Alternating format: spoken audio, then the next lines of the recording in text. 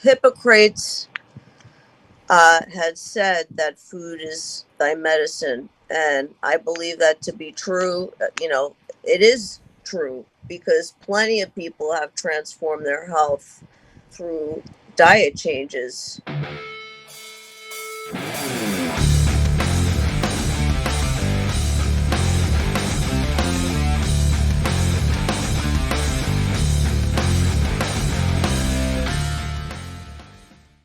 Well, Andrea, thank you so much for joining us. I'm really looking forward to hearing what you have to say about weight training and nutrition. You hold a very distinct mantle in the short history of Grace Unfiltered Podcast, because you're the first Body Edition guest. And we thank you for being the first. So good for you and congratulations. So I'm pleased and thankful and honored to be on your show. Really. Thank you so much. Well, the feeling, as you know, is mutual. I thought we would try and do something different than we've ever done on the Grace Unfiltered podcast. And that is actually have kind of a pictorial roadmap of where we're going to be going today with this program, and basically just kind of introduce you pictorially as to what you've got going on and what really kind of inspired you or nurtured you to take on this lifestyle of health, fitness, and bodybuilding in general. So without further ado, why don't we pull up the first slide or the first picture? And I chose this one first, and you know why, because that's how I met you. Yes. I was looking for somebody that had some nutrition background and physical fitness, just overall health mindset. And it asked me if I wanted to talk to the administrator, and that was you, about educating people on what you're doing. And the funny thing is, I thought I was on a local group chat. And then I come to find out that I'm talking to somebody from New York City, specifically Long Island in New York. And I said, well, I guess you probably won't be coming to the studio, but we could always do a remote. And here we are. And I would love to talk to you about Long Island and living in New York. You're not from there, though, originally, are you? Or are you from there? I was born in Suffern, New York, which is a little bit upstate in New York. I see. But you've been on Long Island for how long? I've been on Long Island since around 2002. Okay. 2002. Yep. So a while now. Yeah. I know it's beautiful there. I was just there myself a few months ago. Not so much Long Island, but Manhattan. So anyway, so that's why I showed the first slide. The second one, do you have that one ready? I'm so pleased that you reached out to me. Honestly, I would love to be, I always wanted to be on a podcast. I always wanted to discuss fitness and health and get the truth out there about what people can do to, make a change in their life. Yeah. Build a foundation of health. Anybody can start at any age and begin to reverse their health in a positive direction just by eating the proper food and doing some resistance training to build up some muscle, build up the metabolism, allow the body to detoxify waste. Yeah. And support natural healing and building up of the body. It can be powerful. Speaking and I want to share that. Yeah, and you have your chance, and that next photo will show how serious you take resistance training. And I think there's going to be some ladies out there that you will inspire just with these pictures, because this takes a lot of work, a lot of dedication, and you've been rewarded for it. I see that there's some trophies, some medals, and not everybody's going to want to go to this extreme, but I think everybody wants to look good, at least to some degree. So, and when you look good, you feel good, and you perform better out in the world, and it's empowering. More energy, right? More, positive energy is what we need, I believe. So you have the next one, Derek?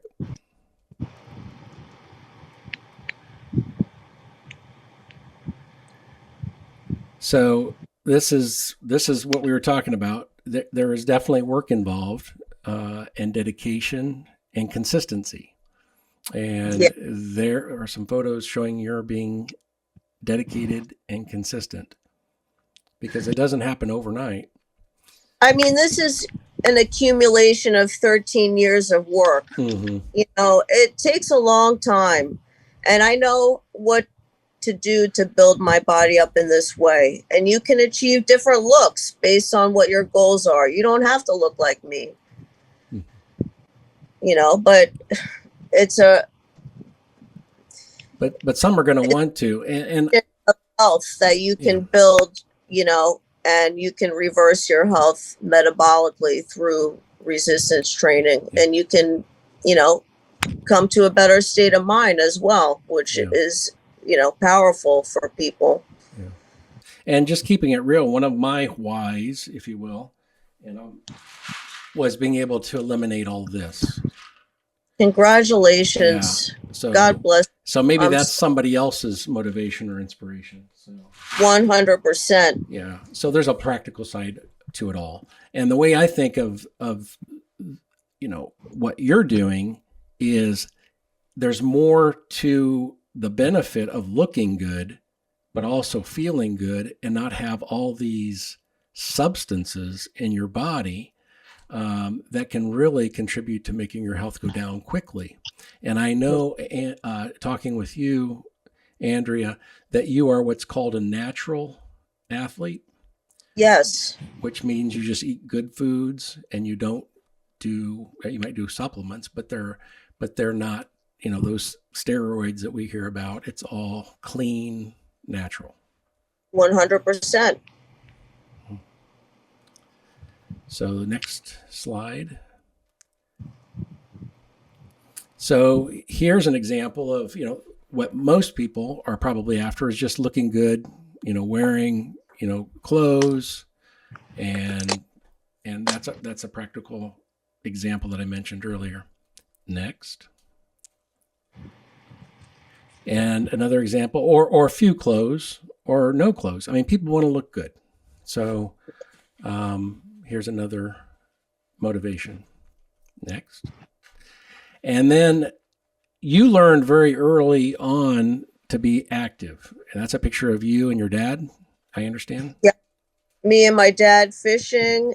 He also played baseball with me a lot, throw and catch with the bat, hitting the ball, soccer.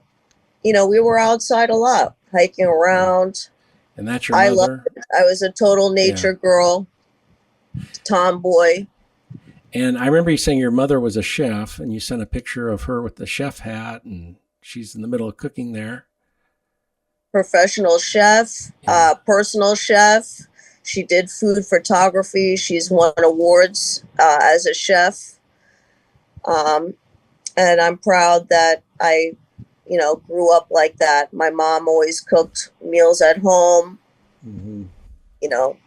They were healthier meals. I didn't really know anything different. I lived overseas as well. We had there was a lot of vegetables around. I lived in China, so there was traditional Chinese cooking then. And my mom would, do that at home. She would cook at home. We'll go back to the cooking. Tell us about your China experience. How old were you? And I know you went to a Montessori school. And how did that come about? That was the formative years when you were very young. Yeah, my dad, he was a power plant engineer back then and had projects, overseas. And one of them was in Beijing, China. I moved there when I was 5, and I stayed there until I was about 8.5. And I went to an international school there, and I wanted to be a regular kid. I wanted to live in the United States at that time, honestly. And my parents always used to say, you're really going to appreciate that you lived, overseas. And, but it was a cool experience. I feel blessed and thankful that I, have a different background than, most people. I was exposed to a lot. And it was amazing. Honestly. Mm-hmm. Now, don't they have an emphasis on arts, or not really? I had a Chinese nanny take care of us, so I was able to learn some Chinese, and she actually traveled back with us to the United States for a while. So it was cool. I would love to go back one day. Yeah, it sounds neat. So you hadn't been back since you were young and were in school there? No, I haven't been back. Okay. So we were talking about food, and your mom being a chef and a photographer, a food photographer as well. Yeah. I understood it. I think we have a picture of you at the kitchen table, speaking of food. And this picture I could not include. I mean, you look just cuter than a button. Thank you. Oh my gosh. When I saw that, I thought, man, that's cuteness overload. I got to put that one up there. So yeah, that's really cute. So yeah. So nutrition, is that the last picture, by the way? Or do we have another, maybe one of her, yeah, this is some food that you've cooked, right? Yeah. I like to do food for too, meals that I cook up at home. I like to put together meal plans and, just demonstrate that, you're not even really dieting. This food is delicious. You don't feel deprived in any way. You feel satisfied after eating this food. There's lots of variety that you can come up with to, get the maximum nutrition and protein at each meal. So you're taking after your mom, you're cooking the food and you're photographing it. Yeah. Yeah. Definitely. It's a passion. I don't know. I want my food to look nice. It does. And it does. I was just going to say that food really looks delicious. It's possible for people to eat this way. Yeah. I want it to be appealing for sure. Yeah. And nutrition really is the majority of fitness.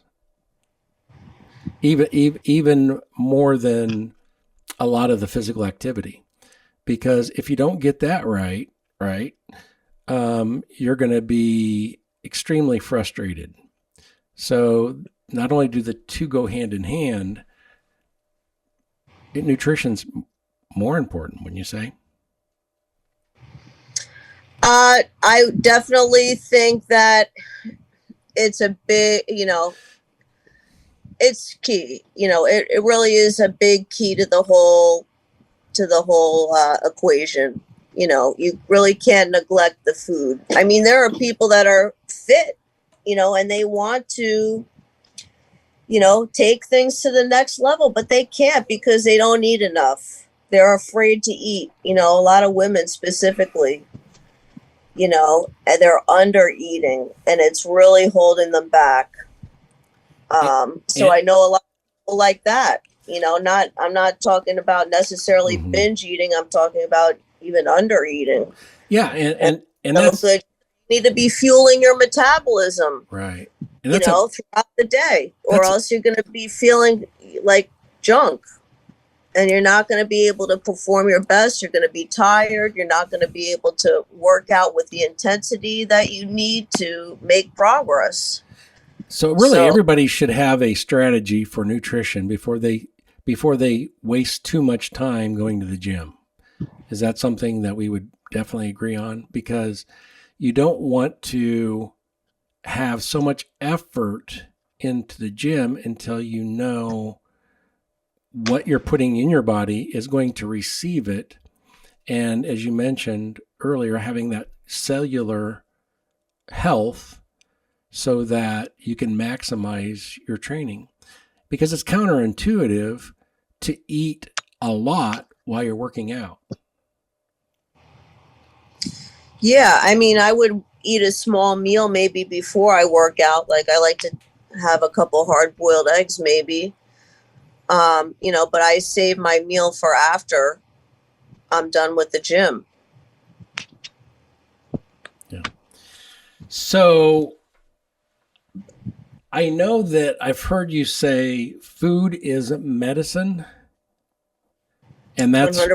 Yeah, food is medicine. And I've also heard you say muscle is medicine. Can you explain that? Because I feel like the conversation is at that point where this would be a good, expounding on that. Okay. Hippocrates had said that food is thy medicine, and I believe that to be true. It is true because plenty of people have transformed their health through diet changes. So when we, think about the cell carrying out body functions adequately, and basically the removal of waste from our body to, perform at its most optimal condition, that all depends on what we're consuming at each meal. What is the quality of the food like? Is it a processed food? Does it have preservatives in it? Does it have, ingredients such as MSG, which is a neurotoxin? And basically, these things are no good for our health. So when we start putting food such as non-processed, meaning, it's not a freezer food, it's not a man-made food, it's more like a vegetable and a meat at every meal. It's a very simple type of way of eating. And that way, our cells begin to function in their most optimal condition. And then our body processes become more effective. And, we end up having more energy to carry out tasks throughout the day. We begin to feel stronger. Mentally, this has an effect on our outlook and how we feel we can perform in the world. And as we start to feel better physically and mentally, it kind of has a ripple effect on everything.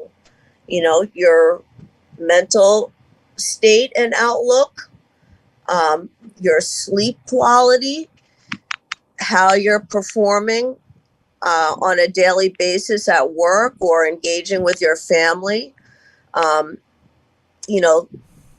quality of your output each day depends on, your body carrying out its functions optimally and you feeling good. And when you begin to look good because you have built yourself up, starting from what you're putting in your mouth every day, and then eventually, incorporating some resistance training, it can be a total life turnaround. Yeah, I wasn't even sick and it turned my life around, but, plenty of people, once they get into it, I've trained clients where, their back pain decreases because we begin to engage the muscles in their back. She gets on a more structured type of meal plan where, she has a slew of different meals that she could choose from. For any meal that she wants to eat throughout the day, she can plan it out. And it's simple, as in like a meat and a vegetable. And, I'd be letting her have a protein shake, because that's what, she was a special condition. But I recommend whole foods for optimal health. Not really any man-made food. Just because that's what's going to get everything going right avoid away. Avoid processed. Start your health. Yeah. And then, over time, there's more flexibility to, play around with what you eat. But, if you want the bang for your buck, you're going to have to start slowly incorporating these more nutrient-dense, whole food quality, high protein meals that are cooked from home. And you're going to have to prepare the food in advance to take it with you, because it's very tempting to, spend money out on foods because you're starving and you have nothing with you. So I, advocate to have your own back and, prepare in advance. Yeah. So I hear you say protein. Set yourself up for success. Yeah. You don't want to fail on this journey. You want to be able to carry things out quickly for yourself. So that's my recommendation. I hope that kind of answered the question on how food can be medicine. Not only did my client, reverse her back pain, but her blood levels normalized.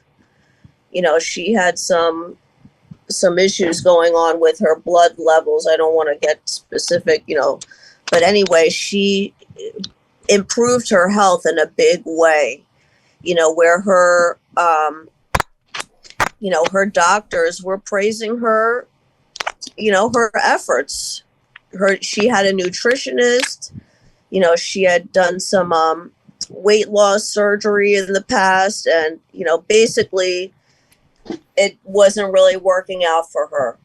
And she wanted to build a foundation from the beginning so that forever she could have the skills to work in the gym and know what to do. And she wanted to be healthier. She wanted to get better sleep. She wanted to have a better mental health outlook. And I mean, she showed up, but she got the results she wanted. She lost a lot of weight, and, her body changed. Her composition changed, where you could see the shape of her body. She was wearing dresses that she never thought she was able to fit into. And it totally changed her perspective on, what was going on with her life, and coping with the stress that she was having at the time. And it was powerful, Well, I've talked to people that they lost 10.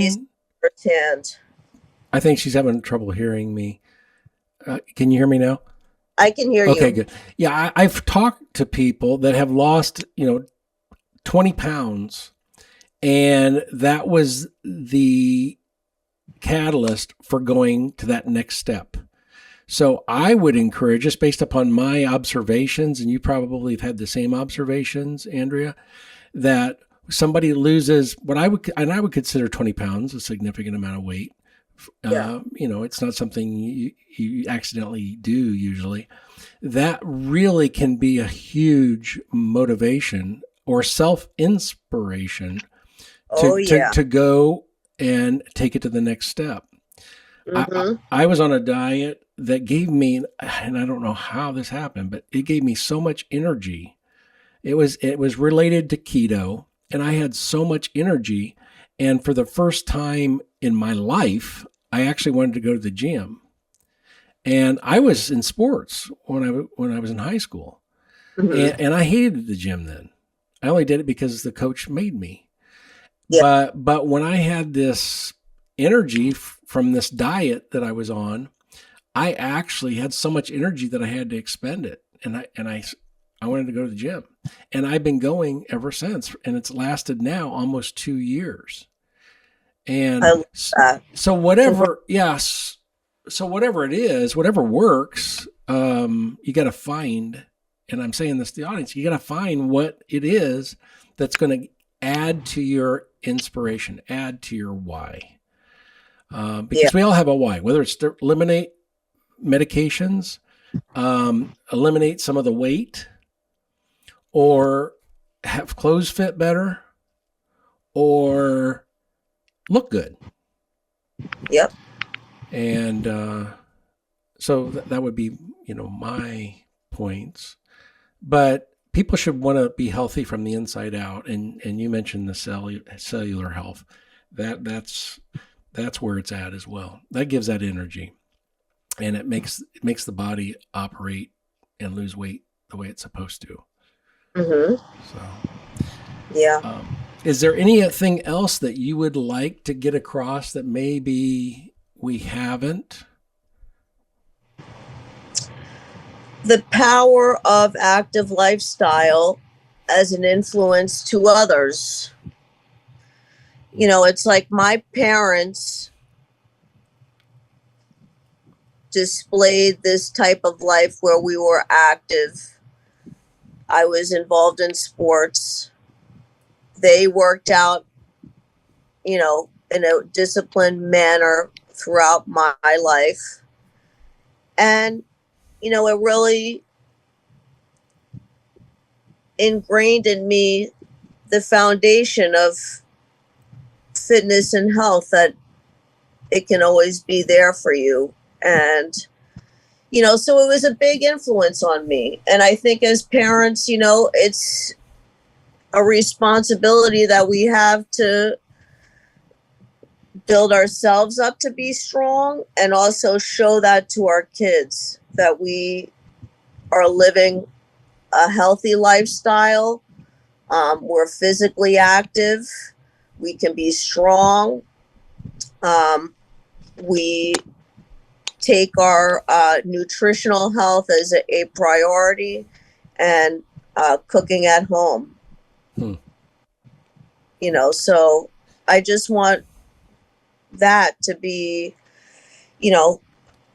a point that basically what you're doing as an individual influences other people, and they see you becoming more fit, feeling better, and then they start asking you, hey, what are you doing? You're looking great.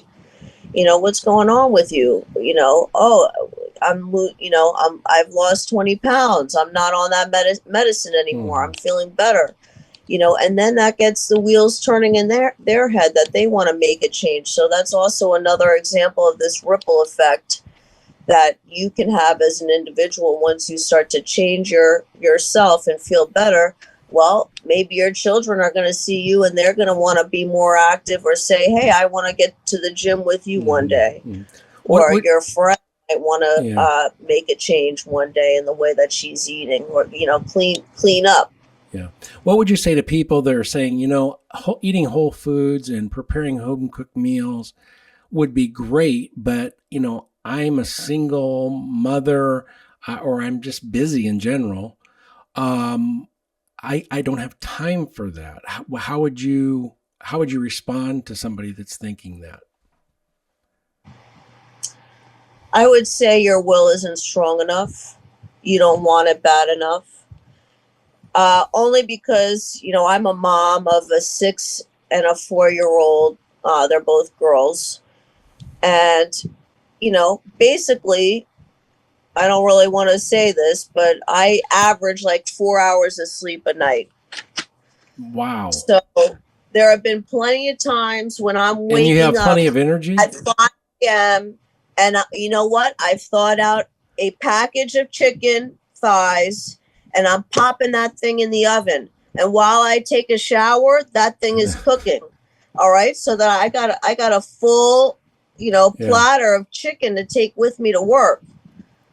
The tuna salad. What does that take? You take the can, open it up, put 2 tablespoons of mayonnaise in there, stir it around, take that with you. Yeah. Like I honestly don't. I don't want to. You don't want to hear the excuses. I get it. You don't want to hear their excuses because you're busy too, probably, right? You want it. You want whatever it takes. Yeah. Yeah. What about preparing foods that don't necessarily have to be cooked? I'm a big crock pot person. To me, it's like, it can be cooking when I'm away or when what's that? You don't like that? That's the best. It's the best you way, totally isn't it? set yourself up with, for success. Yeah. It seems like that's a good way to go for really busy people. But a lot of times people want to take something for lunch that maybe doesn't require, even maybe they don't even are not around a microwave. So they want something that they can just prep, maybe just cutting up, carrots or celery or whatever, which doesn't sound like much to eat. But can you think of any tips on things that people can just take in a lunch on the go and, that kind of thing for a quick, easy lunch where you're just slicing and dicing?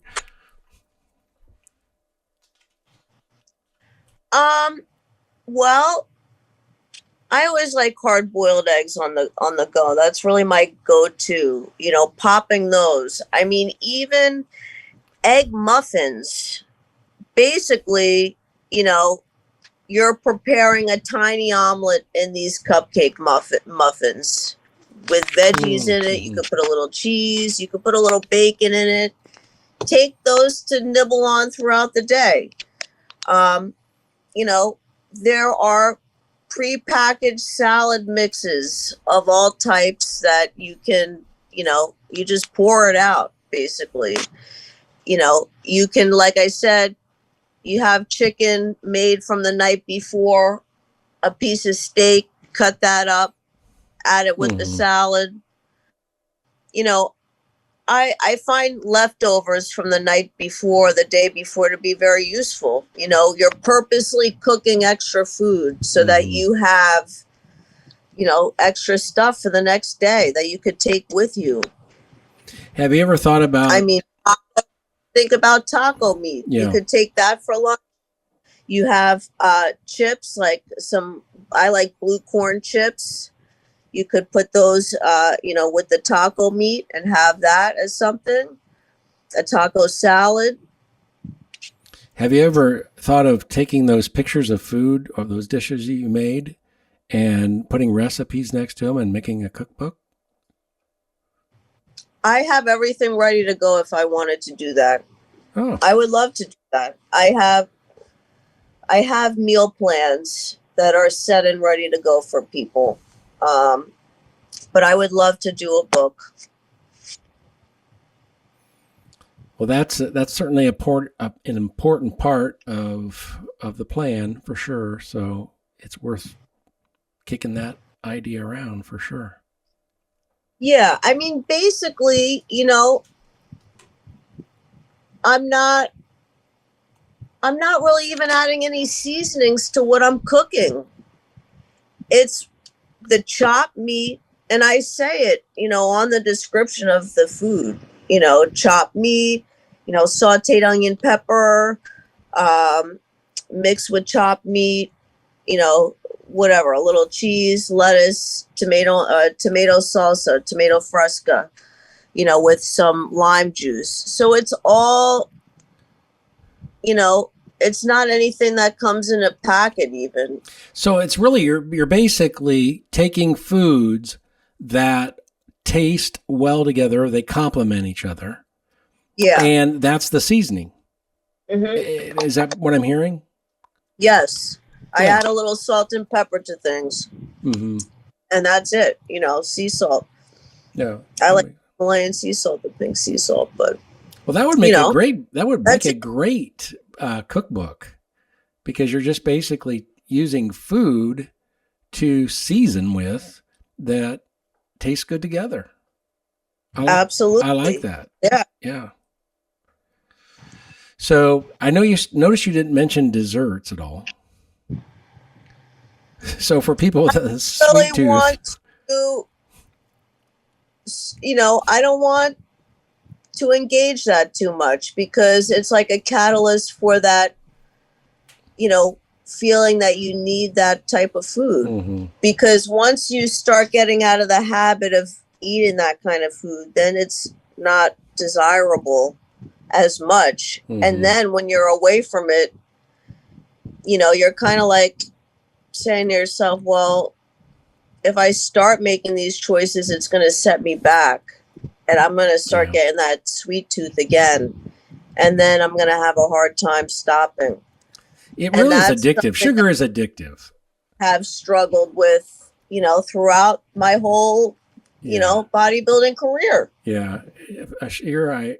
Sugar is addictive. I really want to engage in that dessert. And then you just want it more. I'm not going to start that whole downhill slide and it's easy to get it going, but there's a lot of power in, discovering the fact that you can get this stuff out of your system for a few days. You can, regain control of your nutrition, basically. Yeah. Well, that was my attempt at a very bad joke, and that is bringing dessert into the conversation. But I mean, I'm just saying for people starting out, I mean, once you build the base, there's so much flexibility with, but, we're talking about, starting from the bottom, a foundation where you want to, you don't want to be going off track. Develop good habits. Yeah, develop good habits. And it's but there's a foundation, and it's hard for people to control themselves, and I'm included in that for sure. But there's always going to be that birthday party. There's always going to be that. So, I mean, is it something where a not a piece of cake, a bite of cake is not going to kill the diet, or does it only take a bite of a piece of cake? You're kind of like breaking up and crackling. Is that me? I'm sorry, I can't really hear you that well. I assume that was on your end. Is it on? Okay. I think it might be on your end. Okay. Because it seems like it's when you're moving. I can hear you now. What was your question? Oh, I was just kind of playing around with the dessert thing a little bit, just to lighten it up a little bit. So like you have a birthday party. Is a bite of cake going to destroy everything that you were building when we're on a strict workout diet? Can we just have a half a piece of cake or something like that? Is there a happy medium? I'm trying to keep it real. I'm trying to keep it real. Sticking to your routine in the gym. Yeah. And it's fine. So in other words, don't quit. Okay. Yeah, don't quit that. And I think a lot of times people will have a bowl of ice cream or a piece of cake and they think, well, I just blew it. So then they just stop and they stop everything. The main thing is don't beat yourself up, right? And keep on keeping on in the gym and eat at least 90% good and then maybe 10% occasionally. Like once a month? Sure. Once a month, once a week? I mean, do you reward yourself once a week or once a month, or how often do you do that? It depends on what my goals are. Right now, I'm not on any strict type of diet, meaning like I go out to eat I've been going out to eat here and there, with my family. I went on Sunday. I was not really going out to eat previously, but basically, you want to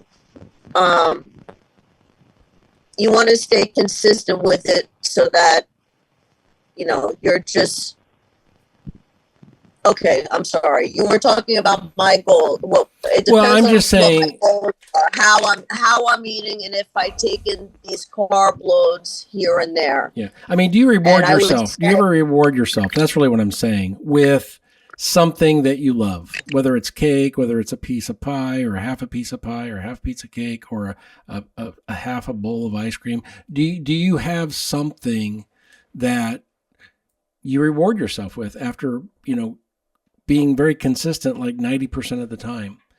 And maybe ice cream is not a good example, or maybe even cake is not a good example, but what do you do or what do you eat that would be considered dessertish?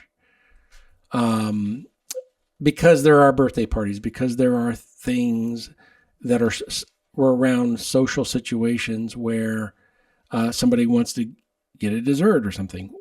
How do you approach that? They just have to stay in the game. Mm-hmm. That's what matters. Stay in the game. Don't give up. Tomorrow is a new day. You can always begin again. You can. Yeah. Start again. Start with the next meal. Yeah. So we get want back on track.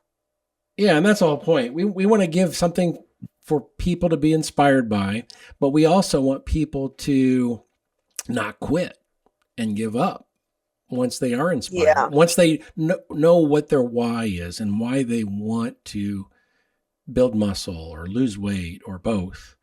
So I want to try and wrap this up the best I can. And I would be remiss if I didn't mention the reason I love this topic of body is, and mind for that matter, and spirit, we'll add that, is we want to age gracefully. I want to age graceful. I don't want to have to take medication. I want to look good in my clothes. I want to feel like I can take my shirt off if I want to take my shirt off. At a beach or something, and not be embarrassed. I want my clothes to fit better. So whatever that why is, a big message of this is to find your why. And when you find your why, stick around long enough to get some kind of result, and that'll help keep you going. So that's how I think it's the way to end this, because we do want to help people. And I know, talking to you, Andrea, I know that is your heart and you want to help people, and you take great pride in doing that. So hopefully people will come away with that from you and from me and what we're doing here at Grace Unfiltered Podcast. So I want to give you one last time to say something. Health. Yeah. And quality of life every day. Yeah. As we age, it's not stopping. Yeah. And it's up to us. No one's going to save us.